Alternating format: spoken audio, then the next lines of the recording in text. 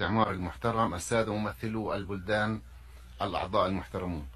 يصادف هذا العام الذكرى 47 لاندلاع النزاع المفتعل في الأقاليم الجنوبية المغربية الذي بقي دون حل إلى يومنا هذا، وكثيرة هي القضايا التي يمكن أن تثار بهذه المناسبة، من بينها أهمية تعزيز حقوق الإنسان، تطوير المشاركة السياسية، وتسريع التنمية وتقوية المؤسسات المنتخبة. لقد قدمت المملكة المغربية في العام 2007 مقترحا للحكم الذاتي كأرضية صلبة للتفاوض من أجل حل نهائي وعادل ومقبول من قبل جميع الأطراف. ووجب التذكير بأن الأمم المتحدة وكل الأعضاء الدائمين في مجلس الأمن أكدوا في العديد من المناسبات على الحل السياسي للقضية، والواقعية تقول أن الحل الوحيد هو الحكم الذاتي الموسع في إطار السيادة المغربية. وفي عام 2016 والقوات المسلحة لبوليزاريو ماض في سياسة تهديد أمن هذه المنطقة العازلة، وفي تحد صارخ لدعوات الأمم المتحدة وانتهاك لقرارات مجلس الأمن الدولي، ولا سيما القرارات 2414-2440 الذي تم التأكيد فيهما على ضرورة أن يضع البوليزاريو حدا لهذه الأعمال المزعزعة للاستقرار.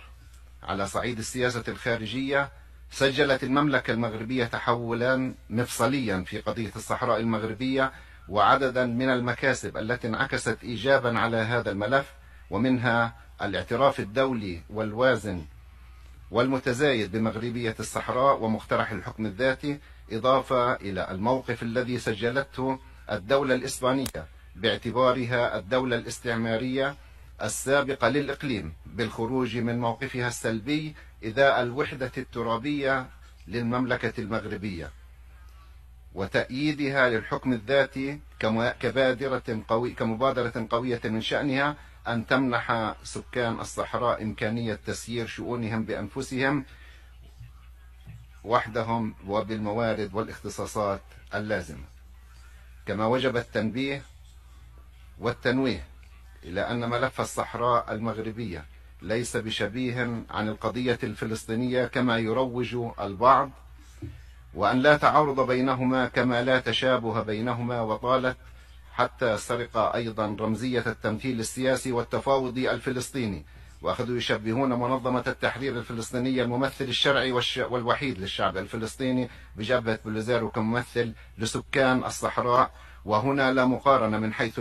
المرجعيات القومية والأيديولوجية والتاريخية للطرفين. ومن جهة أخرى، وفي إطار العلاقات المغربية الفلسطينية، فإن صاحب الجلالة الملك محمد السادس يشدد دائما وفي كل مناسبة على أن المغرب يضع دائما القضية الفلسطينية في مرتبة قضية الصحراء المغربية، وأن عمل المغرب من أجل ترسيخ مغربيتها لن يكون أبدا لا اليوم ولا في المستقبل على حساب نضال الشعب الفلسطيني من أجل حقوقه المشروعة. وعلى صعيد العلاقات المغربية الجزائرية، فقد اعتمد المغرب منذ سنوات على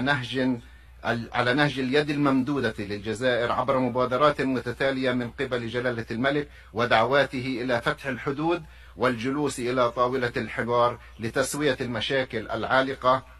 أحدث تلك الدعوات أطلقت مؤخرا في خطاب جلالة الملك في الذكرى 69 لثورة الملك والشعب، بعد صدور قرار الجزائر قطع علاقاتها مع المملكة المغربية ولأسباب غير مبررة من الناحية الموضوعية، يتضح أنه يتناقض مع تطلعات الشعوب المغاربية للتواصل وتعزيز التعاون المشترك والاستفادة من مقومات وإمكانيات المتاحة لمواجهة التحديات المشتركة. الجزائر اليوم مدعوة لتغليب صوت الحكمة والانخراط بشكل جدي في